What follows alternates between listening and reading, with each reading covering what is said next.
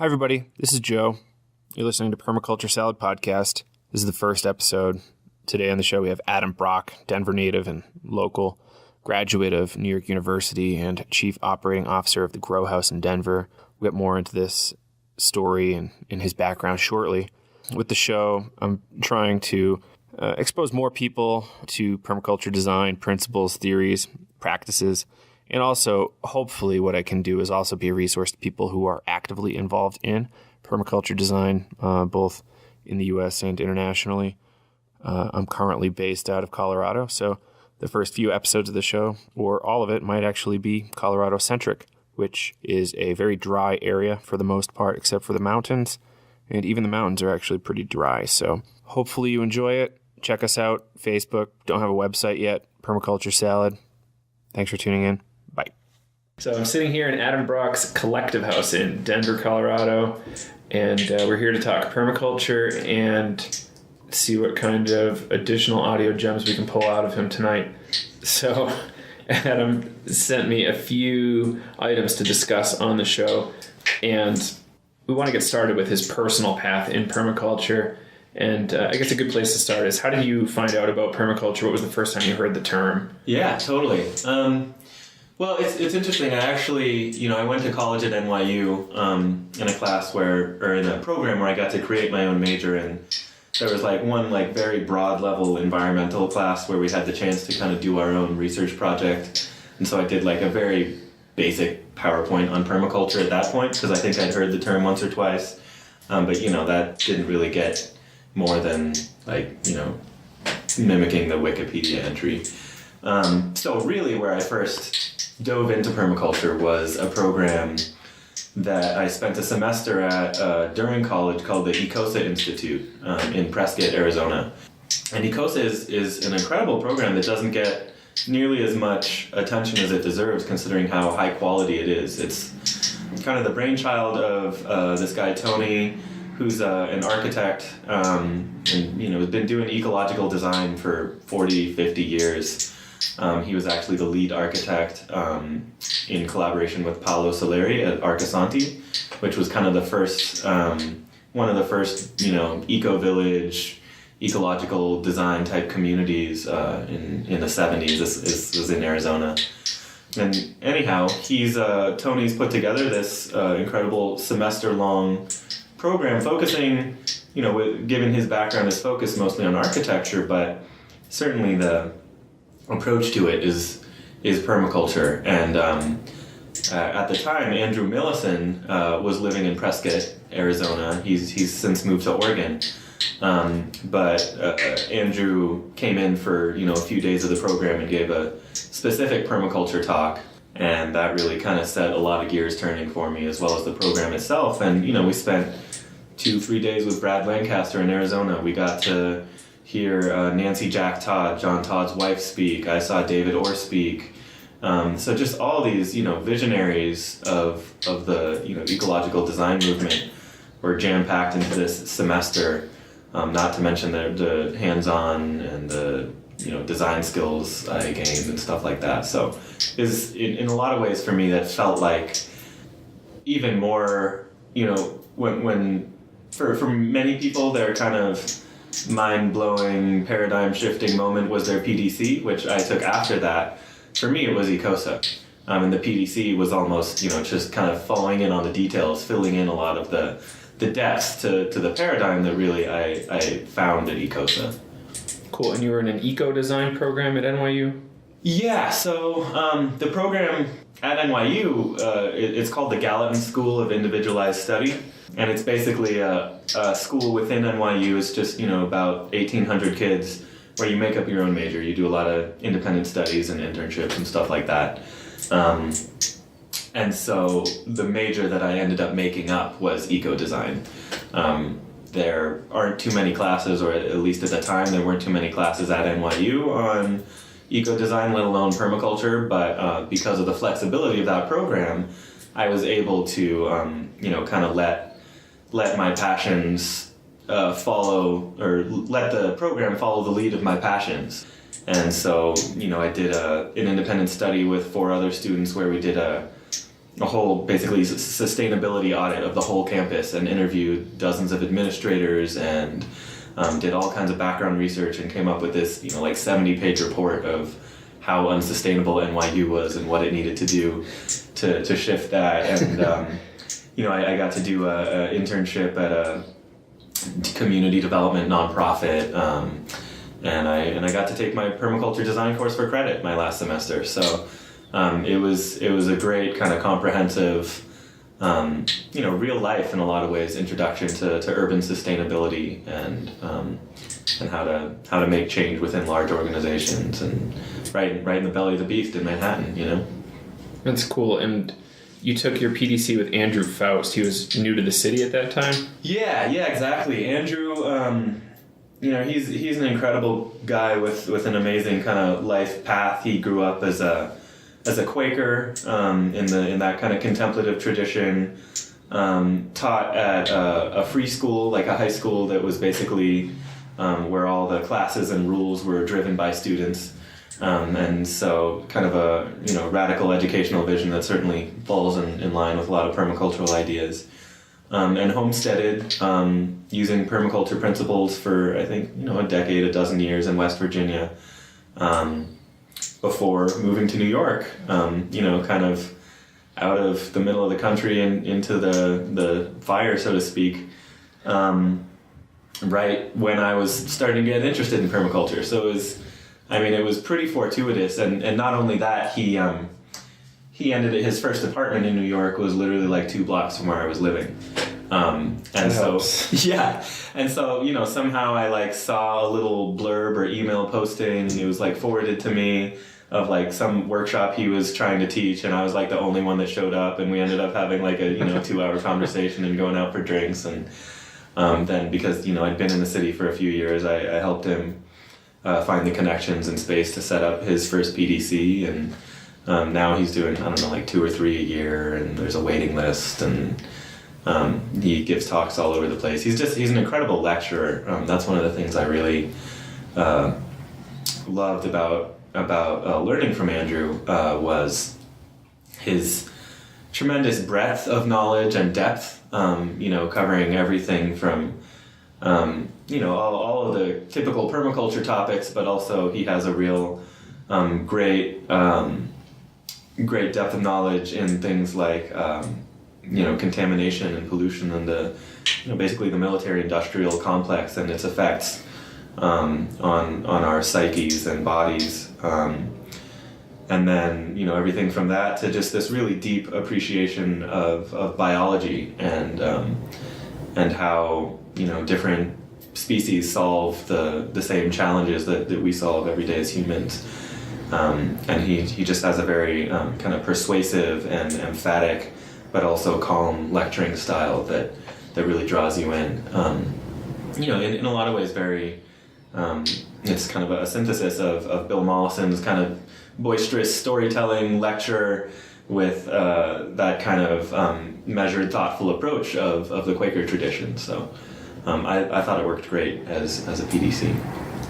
And then you got to spend some time with Dave Jackie later? Right, yeah. So I took my PDC in May 2008, or it wrapped up in May 2008, and then spent some time, about a year in the city, and I think that summer I went to the Northeast Permaculture Convergence, which was a great chance to meet a lot of folks who were active in the region, and at that point found out that there was a teacher training that following winter, which was in February of 2009.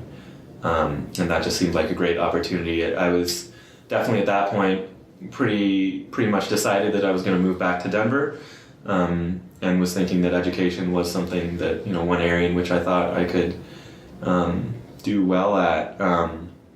And so, I kind of jumped at that opportunity, both for the education, but also to be able to study with Dave Jackie, and as well as Ethan Rowland, who I'd just met a couple times and was real inspiring, and all the other folks in that class. And in some ways, that was actually a more kind of profound experience for me than the actual PDC.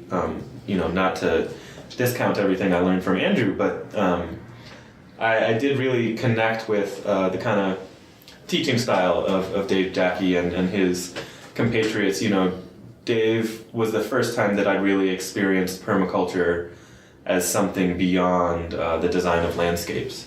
I think that, like many PDCs, that was the main focus of Andrew's course. But Dave showed really how you can, you know, apply permaculture to your whole life. And in the case of the teacher training, you know, it was really about permaculturing education. And so it wasn't about teaching permaculture, it was more about permaculturing teaching, which I really appreciated, and it really kind of sank in for me on a deeper level than it had up to that point, and it showed me how permaculture can be more than just you know, a career path or an approach to redoing your backyard, and really it's an entire way of seeing the world. And so that was basically the last thing I did in my 5 years in New York, and you know, the next week hopped on the train and moved back to Denver with that kind of fresh set of eyes. And it was a great way to kind of kick off that transition for me. Totally. What were, I guess, in the first few years you were doing permaculture, maybe some of your more notable design projects or whatever you thought was more important for you at the time, I guess? Sure. Well, let's see. I guess one of the big things I did just as I was getting into permaculture, this was when I was still in New York, was, you know, I lived in Williamsburg, right across the river from Manhattan, and there's this huge old factory complex right on the water there that used to be owned by Domino Sugar. And it, you know, was like several square blocks right on the water. It had been sitting undeveloped, and, you know, Williamsburg is a hot spot of development and still is, and certainly the waterfront is right at the center of that. And so it was being eyed by developers. I think there was one in particular that had this plan to build these massive 30-story structures that would totally shade out the neighborhood, gentrify it, you know, even more than it had been. And as you can imagine, a lot of people were up in arms about that. So this was like, you know, a block from where I was living. And so I was very invested in it as well. And, you know, just as a kind of thought experiment, said to myself, what would this look like if I applied all of these cool ideas that I've been starting to learn in terms of site analysis and community engagement? And so I very naively kind of dove headfirst into this very, you know, New York political world of development and community board meetings and backroom talks, and somehow found myself, you know, actually having serious conversations with folks about this thing happening. And of course it didn't. You know, I'm glad it didn't, because obviously I had no idea what I was doing. But nonetheless, it was a great, you know, project for me to like get into, both on the design side, but also really on the invisible structure side, because it, you know, from the get-go, I started to see how like you can have a really cool vision that a lot of people were getting behind, but if you didn't understand some of the other dynamics of power and finance and all of these other things, that, you know, a design is only one piece of the puzzle. So in any case, I did another kind of, you know, somewhat theoretical but much smaller scale design for the PDC itself with Andrew, which was to take basically a little, you know, one of those triangles where three streets come together, and it's kind of this no man's land that was also in Williamsburg, and kind of re-envision that. So I did a design for closing down one of the streets that was kind of superfluous, and connecting it to the businesses that were against that triangle. And I think, you know, there was like a laundromat and a hardware store and one or two others. And so what I did was I looked at the inputs and outputs of each of these businesses and tried to design, you know, kind of a business ecosystem where they were all using each other's waste materials, and then the permaculture landscape that I designed was using the waste from you know, like the sawdust from the hardware or lumber company, you know, things like that. Mm-hmm. And so that was really fun. So that was, you know, that was probably it for what I did in New York. And then I came back to Denver, and moved into a collective house, not the one that I'm living in now, but one that was just getting going on a kind of double lot right by City Park, an area that I was already very familiar with a great group of folks, and just kind of use that as my kind of real life playground for getting to experiment with this stuff in this climate, and so started that first summer 2009, did a sheet mulched raised bed kind of horseshoe garden, which we had some good success with, but then later in that growing season I dug a sunken bed, which I immediately found much more success with, and so from there on realized that in this climate kind of digging down is definitely the way to go rather than piling up. Did some stuff with we built like a bike shelter out of reclaimed materials, and then had the drainage from the roof of that shelter go to a kind of spiral drain that was hung from an adjacent tree that then drained into a forest garden. So that was, it was a very small site. That whole thing was maybe 100 square feet, but that was, one of the first designs where I really felt like I was stacking several functions and really applying permaculture in that kind of more deeper sense rather than just applying a technique here or there. And then I did, started doing small design projects for homeowners. There was a urban farm in southeast Denver that I was contracted to do a kind of demonstration forest garden for, so I designed and then did a big work day to install that. And then actually not too long after I moved back to Denver, only it was October 2009 is where I got the opportunity to start getting involved in what became the Grow House. So perfect timing. Yeah. I mean, the whole thing played out, looking back on it, like it was meant to happen. So that, for the first year or so, that was really kind of a volunteer thing, and I was still doing a lot of other stuff on the side, but pretty quickly became kind of my main deal, as you can imagine, with the amount of complexities involved in it, and the opportunities involved with it.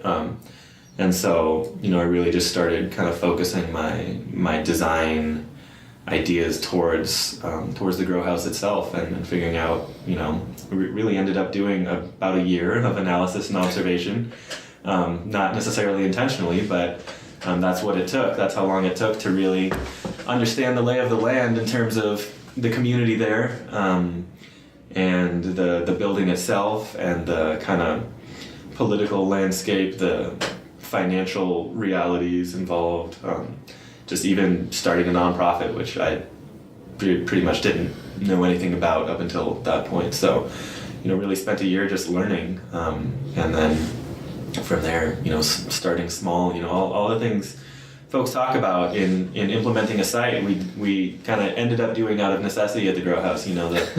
The whole design by chunking, where you start in a really small area of your site and just experiment on a small scale, and then once you kind of get a feel for it and figure out the model that allows you to kind of scale up, and designing the whole small and slow solutions, and designing in polycultures, and trying to integrate all these different big ideas that we had as much as possible so that we weren't stretching ourselves too thin, and all kinds of things like that. So as it's played out over the last several years, I've been both for my own learning as well as hopefully so other folks can learn, I've been very intentional about making sure that I'm drawing the connections between the work I'm doing at the Grow House and how it applies to permaculture, even if it's not immediately obvious as being permaculture, in the sense that it's not about necessarily what we're growing there, but it's how we're doing what we're doing. It's the way we go about interacting with all the various stakeholders and species and things like that. So I guess for people who haven't heard you speak elsewhere about the Grow House, could you just say, however briefly you would like, what is the Grow House? Totally.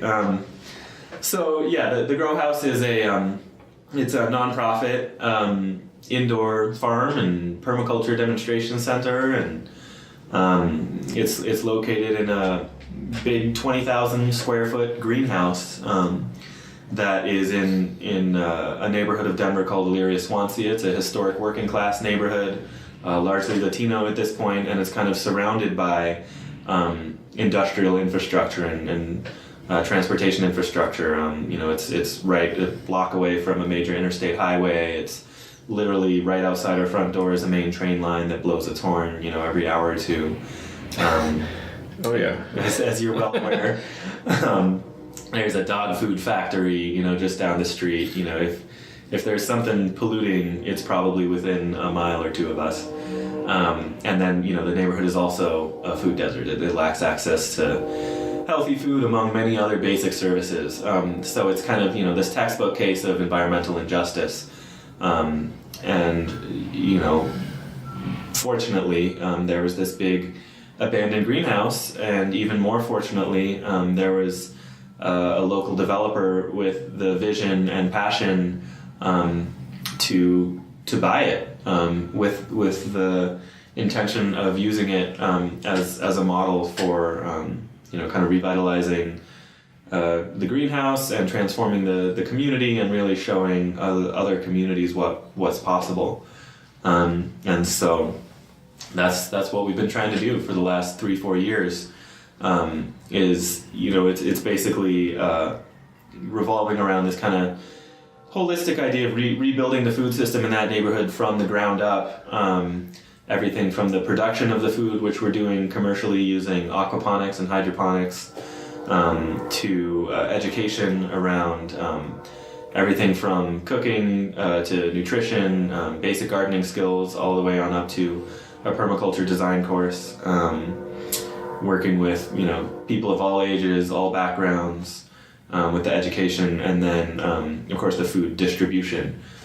So we're just getting ready to launch a program where we're going to be distributing healthy food to people in our neighborhood at Walmart prices, but it's all going to be as local as possible, as organic as possible. So using again these permaculture techniques of tying these different systems together to meet our objectives of getting that fresh, healthy food to the people that need it the most.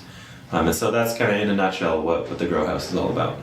And there's this philosophy of a triple bottom line. Could you speak to that briefly? Yeah, definitely. Triple bottom line is, in a lot of ways where permaculture intersects with economics. It's how you take specifically the ethics of permaculture and translate them into a business or in our case a nonprofit. So what the triple bottom line idea says is that most businesses have their single bottom line of profit, and that's what they adhere to on a kind of one-dimensional level, but that there's really this kind of triple consideration in a permaculture business design of profit, people, and planet.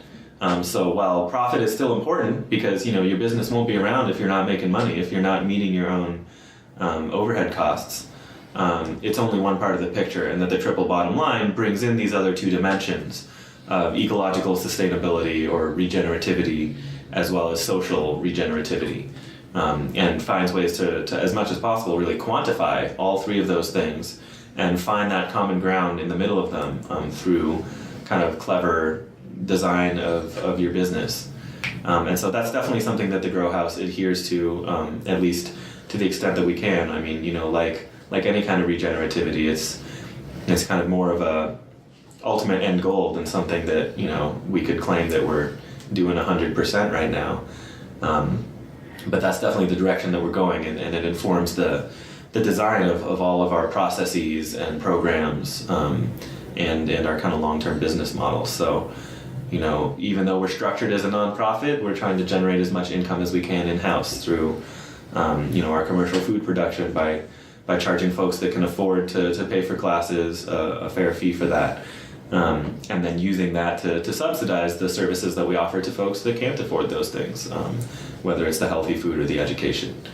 So that's, just one example of how the kind of economics of permaculture play out at the grow house.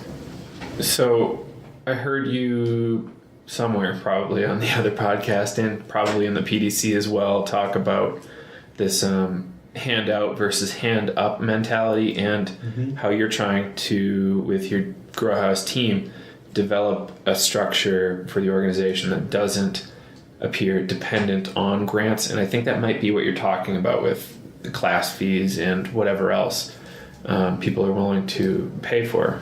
Yeah. Speak about that a little bit. Yeah, totally. I mean, I think it finds its way into our work in a number of different ways. Part of it is,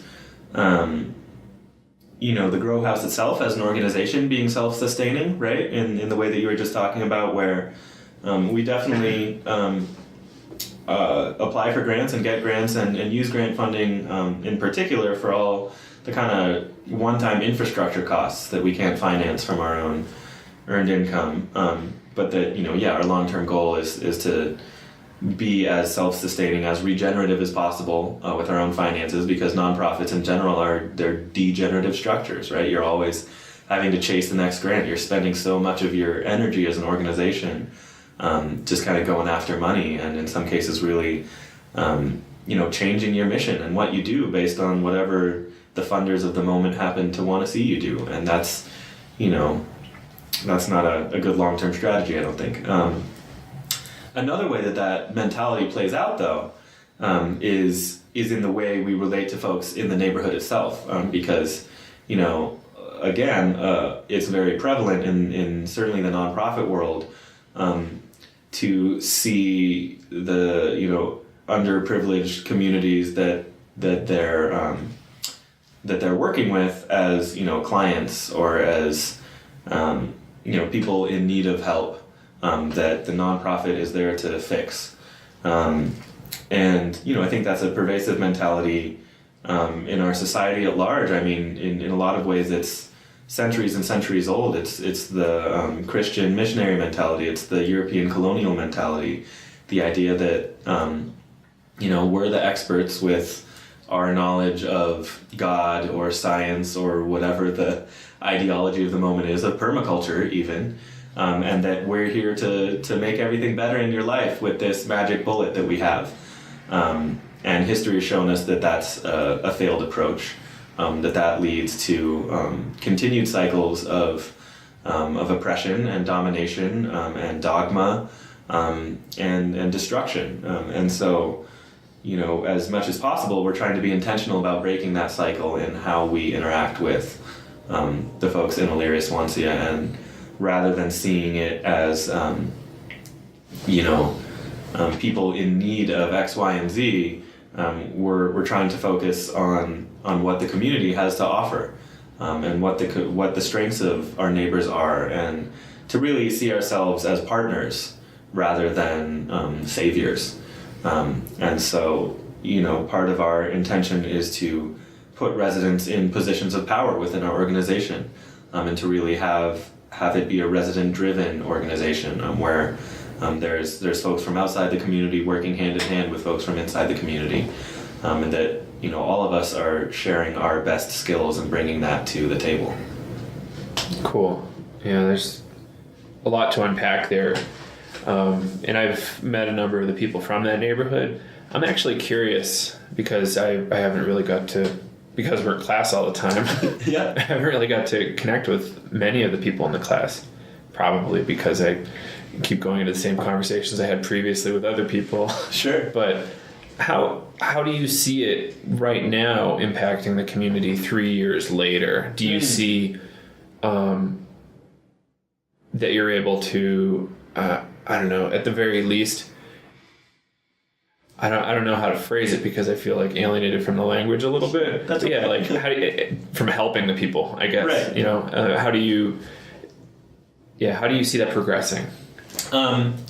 Well, first off, I'll say that I see it progressing slowly. I'll be honest, it's one of the hardest things about our vision, and we have a very big, ambitious vision. And I think that's been one of the slowest things to unfold, quite frankly, partly because I think there's been an internal process of our own, of really learning how to take that intention that I was just talking about and really act on it. Because we, as much as we have these good intentions, we still have, all of us carry with us these centuries of ways of thinking that we have to kind of unpack and unlearn before we can really relearn or the ancient / new way of doing things. But at the same time, it's working. I think the more we really understand the culture and skills and strengths and passions of folks in the neighborhood, the more we understand how to be allies and how to speak to their concerns to the community at large, to which we have a voice. There's a lot of folks listening to the Grow House now. There's a lot of folks looking to the Grow House as a model, and so while we love to share all the fun things we're doing with aquaponics and all the kind of technical things, we also see that as an opportunity to say, hey, everybody else, these folks in the neighborhood need some really basic things. Yeah, they need healthy food, but they also need affordable housing. This is also a terribly polluted neighborhood that needs remediation. The reason I was actually a little bit late to sitting down for this interview is I was at there's a steering committee for the city starting this kind of comprehensive neighborhood plan for this whole neighborhood of Elyria-Swansea, which cities do from time to time. They take a section of the city, and the urban planners in the city sit down and say, okay, what do we want to do? Do we want to move streets around? Do we need to install new bike lanes? Blah, blah, blah. And so, as a representative of the Grow House, I was asked to sit on this committee to help guide the vision of this plan. And so that's a great example of how we can interact with folks in positions of power in ways where we're being allies to residents of the neighborhood, and really speaking their voice in addition to, or the best that we can, the best that we understand, and as much as we can, bringing them along, and making sure that it's not just filtered through us, but that there's other residents being heard through that process and sharing their concerns. So as you can see, it gets way deeper than just healthy food, because while that's one of the very real and legitimate challenges in the neighborhood, there's so many others too. And in so many underprivileged communities, that if you're just looking at, okay, well, how can I take this family that's eating at McDonald's every night and get them to shop at the farmer's market, you're missing the point, because they might not have time to shop at the farmer's market. They might not have the knowledge of what to do with all these crazy foods that they would get at the farmer's market. They might be struggling with, substance abuse or domestic violence or, problems at school that, if you're not looking at that whole picture, having salad for dinner isn't going to make that much of a difference in their lives. So, while we don't want to be, we don't want to drift too much from our mission as a nonprofit, and we can't take everything on. We have to understand the lay of the land and the dynamics that are going on, and find ways that we can at least connect folks with the resources that they do need that might not be coming from the Grow House, but that we can plug them into a system that's going to help them heal.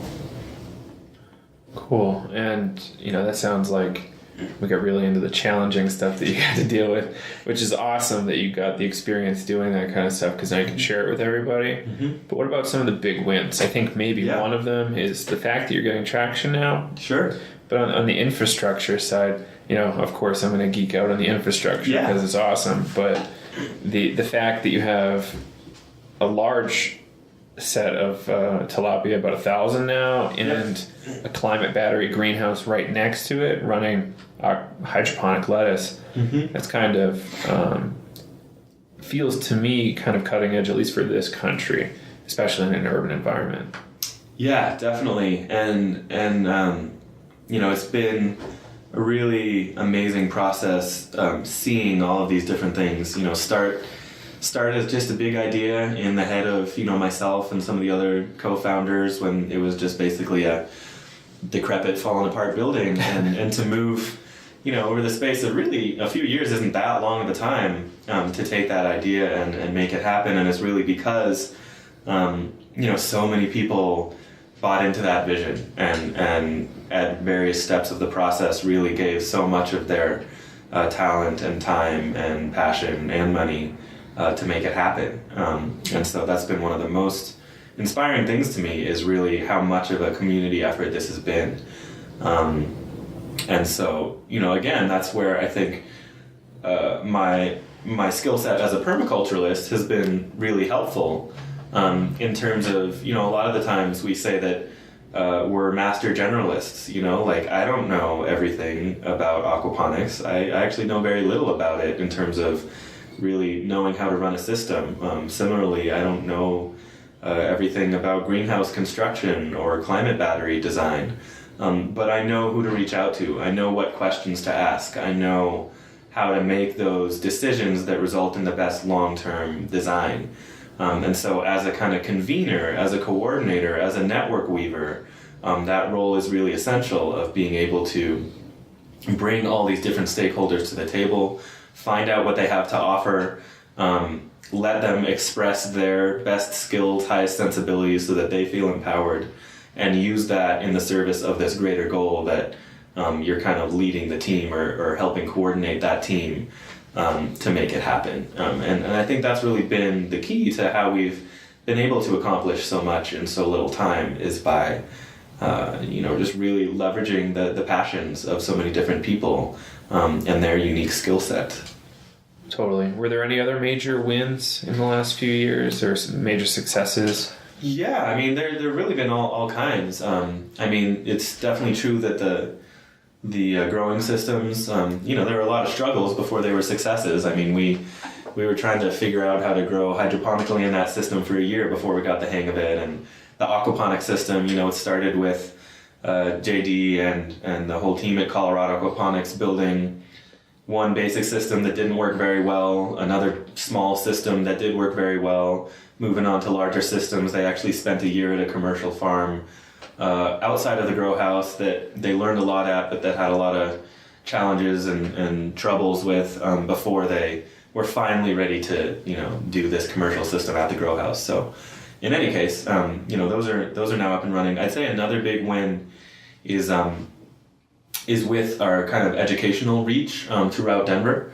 I think one of the areas in which we kind of weren't expecting to have as big of an impact as we did right off the bat is in working with school groups. Almost from the very beginning, even before we really had much going on there, we were starting to get contacted by teachers who wanted to bring their kids by to show them, this vision, because that's all it was at that point. And myself being trained as an educator and with other folks who had similar skill sets, we were happy to provide some really fun activities and curricula and then stack functions in terms of meeting our needs of being able to put those students to work, basically helping with whatever renovations or systems we had in need of work at the time. And that was actually something that the groups really loved doing. You very rarely get to get your hands dirty building an aquaponics system or planting seedlings, or even if it was just digging in the ground. It was something that really made these folks feel excited and empowered, and that they could actually see the change that they helped contribute to this place that they came to and were really excited about. So that basically crystallized into what's now our service learning program. And so it's a program where we bring about 1,000 kids every year to the grow house. Everyone from sixth graders from inner city public schools to grad students at CU and DU, and even adults. We do work days for corporations as like team building things, where we sit them down and have a conversation about sustainable agriculture or food justice or whatever it is that the facilitator wants the theme to be. do some fun interactive activities, take them on a tour, and then we put them to work. And for the groups that are able to pay for it, that have a budget, we charge. And so we actually make a decent chunk of money every year from those ones, and then again we're able to offer those same services for free to the schools with limited resources, where the students would otherwise never have that opportunity to actually harvest a head of lettuce and take it home and have it with their parents that night. That's cool. That's really cool. You mentioned allyship. I guess that's more kind of on the neighborhood scale, but have you seen it elsewhere with are you partnering with other organizations other than Colorado Aquaponics? Yeah, we that's another really key strategy, I think, in making this whole thing work is knowing what to take on internally as an organization versus knowing how and when to partner, and really seeing ourselves as part of this interconnected ecosystem of institutions that are working towards the same general goal, whether those institutions are businesses or other nonprofits or even city departments. Just to name a few examples, a lot of the food that we grow at the Grow House, what we're not distributing to folks in the neighborhood, is distributed through a partner of ours called Circle Fresh Farms, which is a whole network of greenhouses up and down the Front Range that have a distribution deal with Whole Foods, among several other places. And so we were basically able to tap right into their distribution channels, sell all of our lettuce at a pretty good rate, and then they take care of all the hassle of taking it, dealing with Whole Foods, and that whole commercial side of things, which we didn't feel like we really needed to get into if we didn't have to. And then in addition, they were really helpful in actually setting up that hydroponic system and providing kind of technical assistance in the design and all that before we really knew what we were doing with any of that. So that was one really great partnership. Another one is there's a kind of multi-year initiative that got going about a year and a half ago in our neighborhood called Live Well, which is part of a whole statewide program that invests in trying to make the whole state a healthier place. And one of the ways they do that is they fund specific communities, a little more than $1 million over 7 years, to make those communities healthier. And so Elyria Swansea, our neighborhood, was awarded status as a Live Well community, and so now each year we get $150,000 that is dedicated towards this kind of resident-driven model of deciding how to make improvements in that community to make it healthier. And so that's been a great collaboration in terms of getting more resident input on some of the things we're thinking of and extending our reach into the neighborhood, as well as on the other end kind of connecting us with policymakers and other folks that Live Well Colorado as an organization is tapped into. So those are two kind of very different examples of some of the partnerships we have, and there's literally dozens more that over the years we've cultivated. So it's, again, that's that same polyculture idea of finding where are the mutual interconnections, what are the ways in which we can scratch each other's back and kind of make this work for both of us. So there's this notion of food deserts. We've talked about it. It's a pretty real thing. I was at Bioneers in Massachusetts. Yeah, it was Massachusetts years ago, and I listened to a woman talk for about 30 minutes about food deserts and how serious of a problem it is, and how it appears to be almost by design, but maybe kind of by accident, kind of purposefully unprofitable design or something.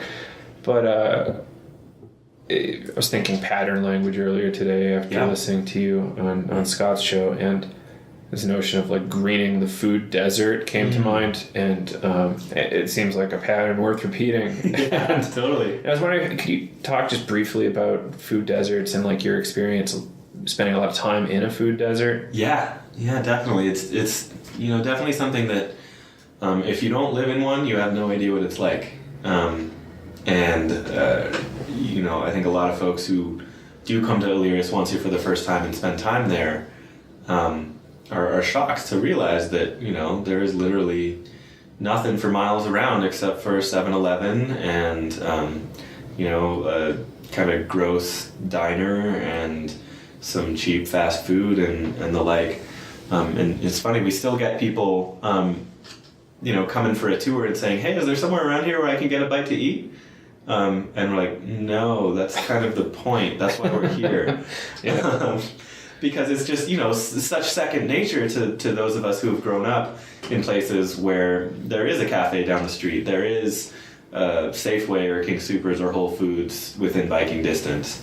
That, food is just one of those things that's around. It's, part of our kind of consumer mentality that I can have whatever ingredient I want whenever I want it. And I'm going to look up this recipe online and go to the store and get it and make it. And it's something that a lot of us take for granted that is just not the case in a lot of communities where folks are already struggling with all kinds of other challenges. And, like you said, it's no coincidence that the food deserts are in those communities because it's where there's been decades of disinvestment on the part of food retailers, lack of concerted policy on the on the part of city agencies, so it is a real struggle, and I think it's also partly education. It's partly decades and decades of disinformation on the part of big food corporations, complicit with the USDA, not really stepping up to the plate of telling us what we actually should and shouldn't be eating, and so there's this culture now of convenience and taste and foods that are made very cheaply in ways that are processed to be literally addictive, physically addictive, and that's a hard cycle to break because it tastes good and the price is right, and it's what's there. And so you have to fight against all of those different things, and you have to solve all of those different challenges in order to, as you said, green the food desert, which I really like that way of putting it and kind of playing off the Jeff Lawton trope. But yeah, it's an uphill battle. Unfortunately, there's a lot of folks now who are starting to get into the conversation. In Denver, at least, I know it's a big deal in the public health world. It's a big deal from the city's perspective.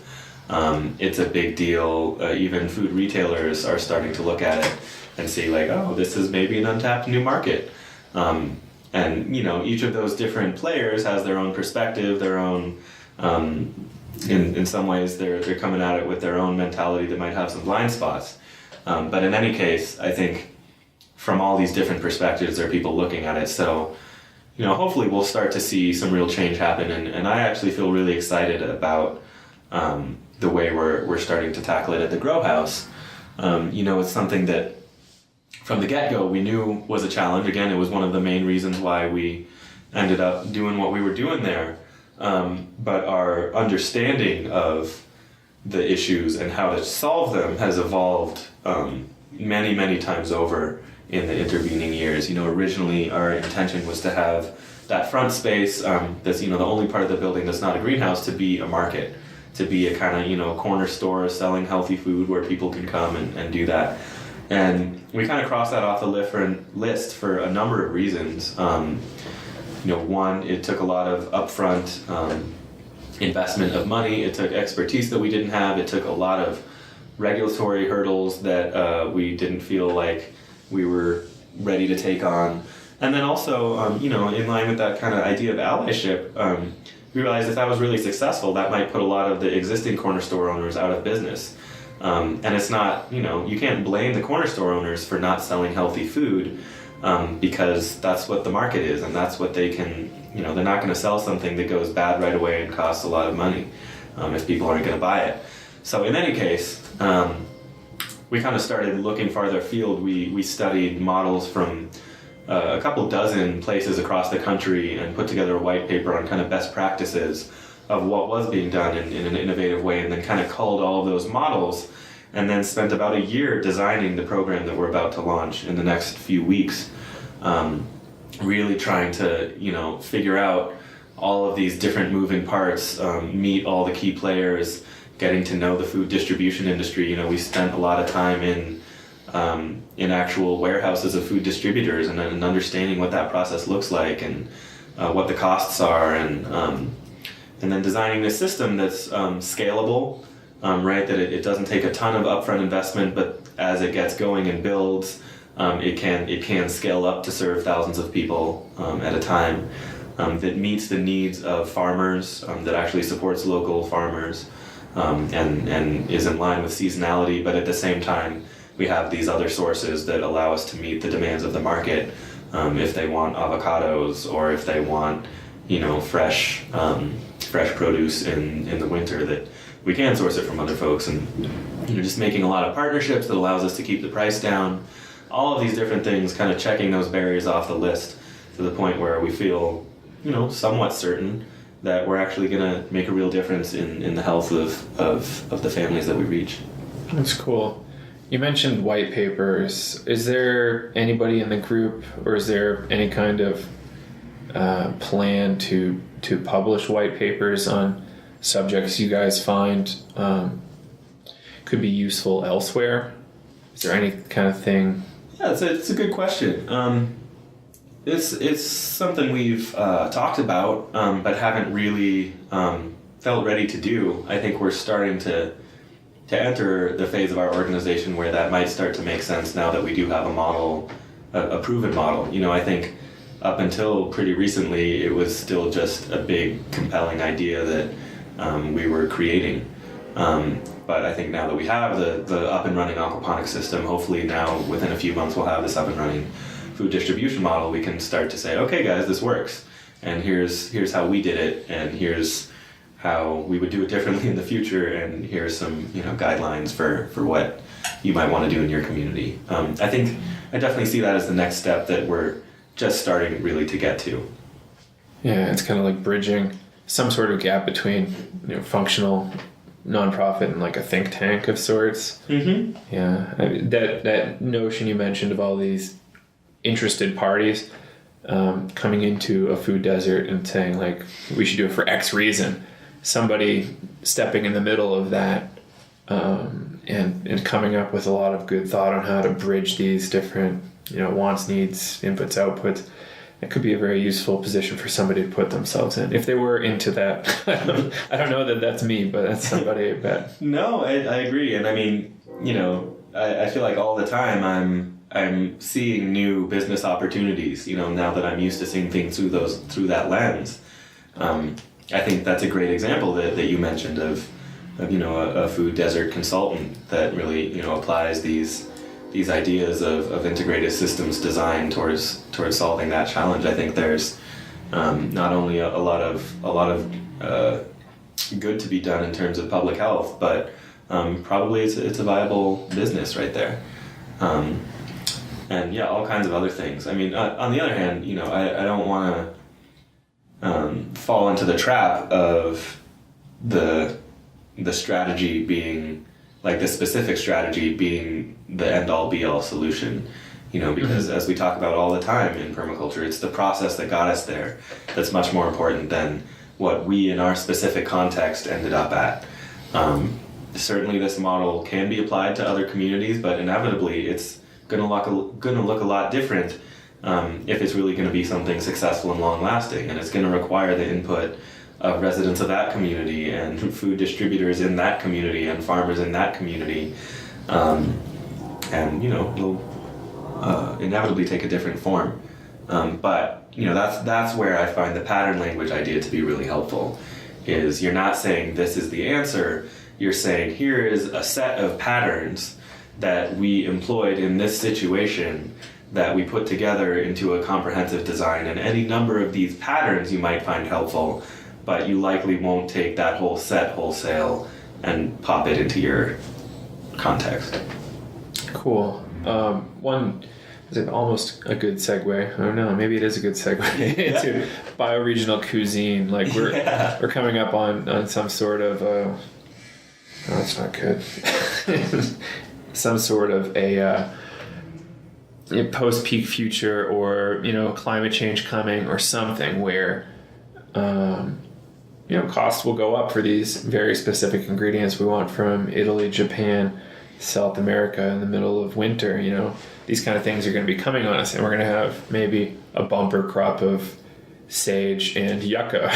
What do you do with that? What are your thoughts on this whole bioregional cuisine thing? Yeah, totally. I'm glad you asked about that, because I know that's one of the things that I really feel like has the potential to become a really big deal in Colorado, and obviously in other bioregions too. But it's kind of at the intersection of the foodie movement, which has some things to do with sustainable agriculture, but also just really creative, local, fresh food that tastes really good. At the intersection of that and permaculture. And I think there's a lot of really exciting things to be explored at that intersection. And so this idea of bioregional cuisine is saying, okay, instead of trying to grow the crops that we're used to eating, that grow well in Europe or New England or California, how can we kind of work backwards, and as residents, in our case, of this kind of semi-arid savanna steppe bioregion, say, okay, what wants to grow here that happens to be edible? What did natives in this bioregion, indigenous folks in this bioregion, subsist off of, as well as indigenous folks in similar bioregions, and how can we create these conscious polycultures that are relatively self-maintaining, low water use, perennials in many cases. And then looking at that, how can we make really tasty food? How can we make really amazing cuisine out of it, instead of thinking that, if you're just growing, if you're just eating what grows here locally, you're going to be like scrounging off of, leaves and roots that are gross, because it's not that way. I know from these past few years of research that there's some incredible plants that nobody knows about that thrive in this bioregion, that have really unique properties in terms of their flavor profile, and that actually have a good shot at providing us with abundance, even in this crazy place that we live in that doesn't get much rain, and we have late frosts and long spells of warmth in January and what have you. And that even despite all that, I think we can really create a beautiful set of edible ecosystems with, getting into the nitty gritty. There's things like quinoa, which I think could really be a staple grain for this bioregion, and as well as amaranth. There's Jerusalem artichokes, which are perennial, tubers related to sunflowers that don't need a ton of water, and or actually have a compound in them that are proven to relieve some of the symptoms of diabetes. So then you're making that food desert connection. There's all kinds of really cool berry bushes, a lot of which are not only drought tolerant but nitrogen fixing. So they're adding fertility to the soil and your other crops while providing you with these really nutritious, delicious berries. There's greens like sorrel that have both high nutrition, very cold tolerant, pretty drought tolerant, and in sorrel's case, this amazing kind of lemony, tangy flavor. I could keep going, but the point is that there's, we're just starting to scratch the surface of what we could be growing, and then from there, how we could be creating a food culture here in Colorado that couldn't be created anywhere else. And that's where I think it gets really exciting, and that's where I'd love to get, more chefs on board, because I don't have that, creativity in the kitchen. I can make a tasty curry, but, I know in Denver there's a lot of really amazing chefs out there who I'm sure would love to hop on this kind of next new thing of bioregional cuisine. So it's interesting.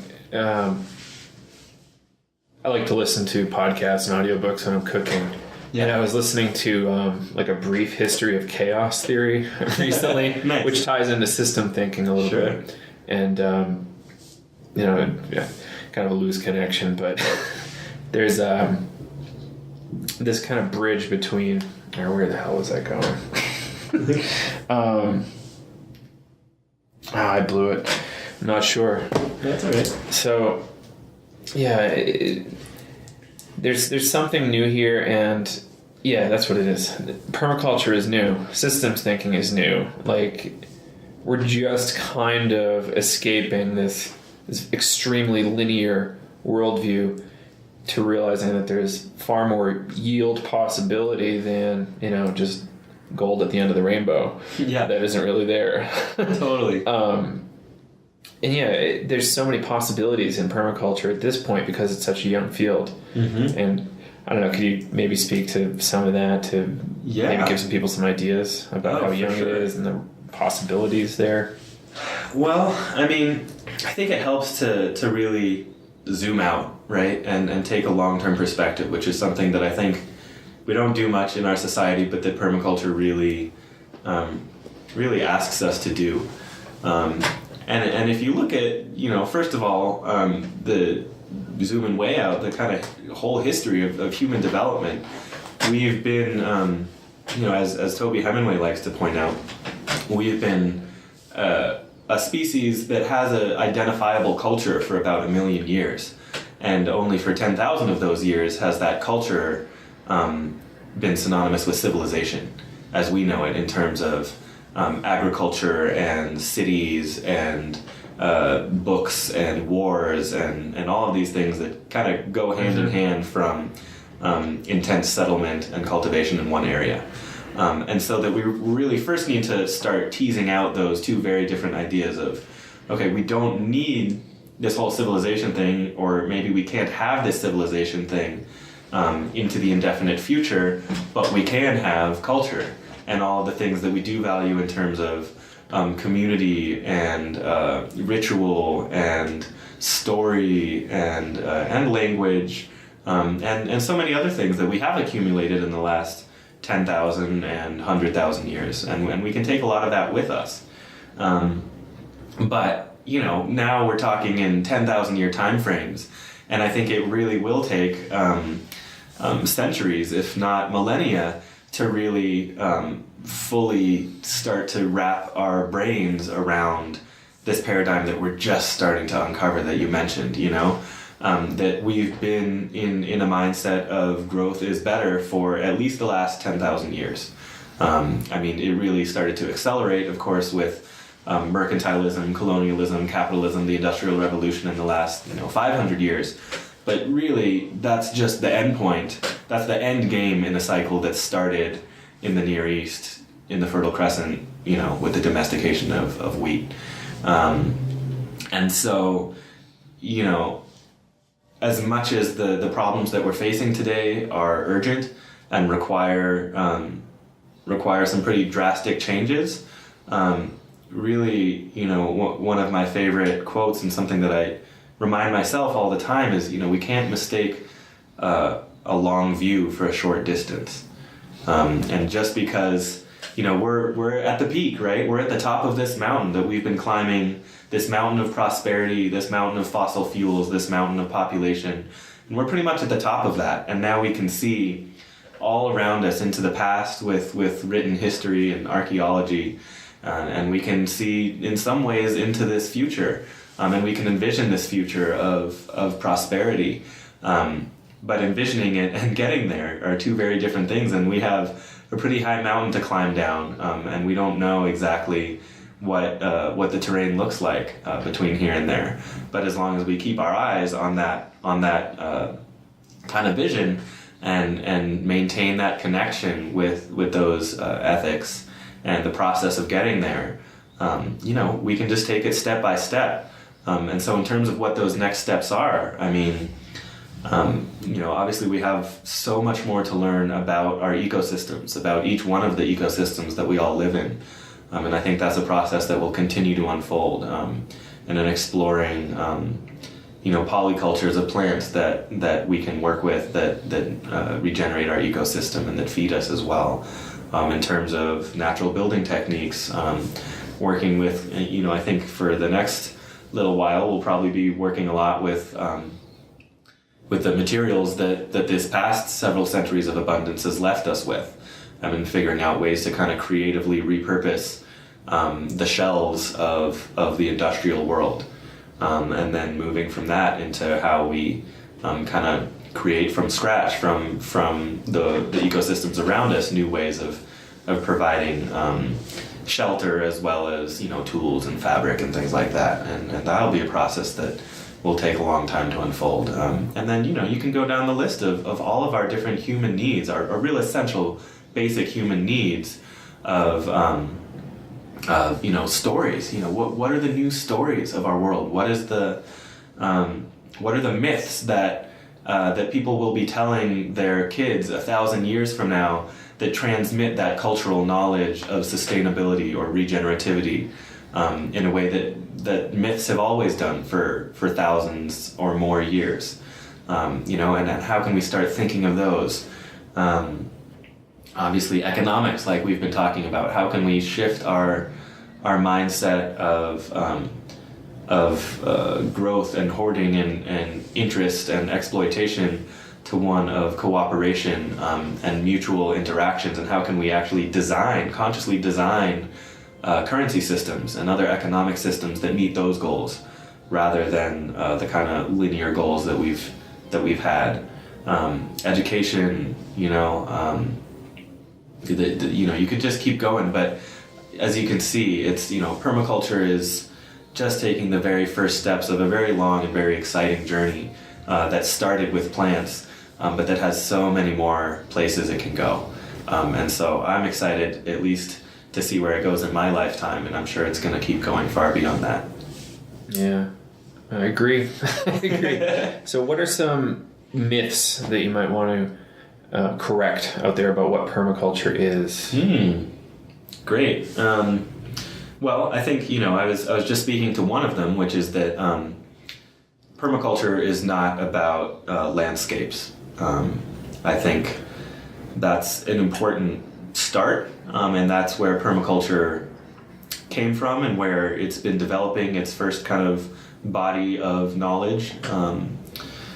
And that will always be an important part of permaculture, because that's always going to be an important part of what it means to be human, is how do we interact with the other plants and animals around us, and how do we create ways to mutually, to create beneficial systems. But that's where it starts, and that's not where it ends. So that's one myth, I think, is expanding people's mindset about permaculture. It's not a technique of sustainable agriculture. It's really a mindset that can be applied to agriculture, among many other things. Along similar lines, and as I mentioned earlier in this talk, permaculture is not a technique or a set of techniques. Permaculture is not a chicken tractor. Permaculture is not an herb spiral. Permaculture is not the triple bottom line. Permaculture is the verb. It's the path. It's the process of thoughtful design, of observation, of data gathering, design, implementation, feedback, and an iterative spiral of all of those things that leads to better and better systems of abundance. And so, I think that's in our kind of goals-obsessed world, it's hard sometimes for folks to wrap our minds around the idea that this thing that we're trying to talk about is not what you see, it's how what you see got there. But I think that's an important thing to understand. And then thirdly, I guess, one of the myths that I'm trying to break out of with our work at the Grow House is permaculture is not just something for rich hippies, basically, because that's, again, I think that's the predominant population that's been drawn to it. That's a lot of the folks who have advanced it, is folks who are interested in kind of living off the grid, folks who fall in line with kind of pagan spirituality, and all those things I think are great, and I really value, and in some ways I'm personally drawn to them. But I think if it remains within that bubble, it won't begin to fulfill its potential as something that will truly change our society, right? And as much as every subculture wishes everybody else had the same values as they do, that's not the case, and that'll never be the case. And so how can we make permaculture relevant to folks with entirely different sets of values, while still maintaining, while still staying true to what it represents and its potential. And I think there's I know from even the few years I've looked into it that there's ways to do that, to make permaculture be meaningful to all kinds of populations while still being uniquely and truly permaculture. And so, yeah, I mean, I think those are three of the biggest myths. Cool. So I've kept you long enough, but how can people find out about you? I think the easiest place right now is by looking at the Grow House, going onto our website, which is thegrowhouse.com, GROWHAUS. And you can read about our work there. You can find out where we're located if you're in the area and are interested in stopping by for one of our public tours or taking one of our classes. You can read a little bit more about myself and my own bio on the website and email me from there. Cool. Thank you for your time. Yeah, my pleasure, Joe. It's great sitting down with you.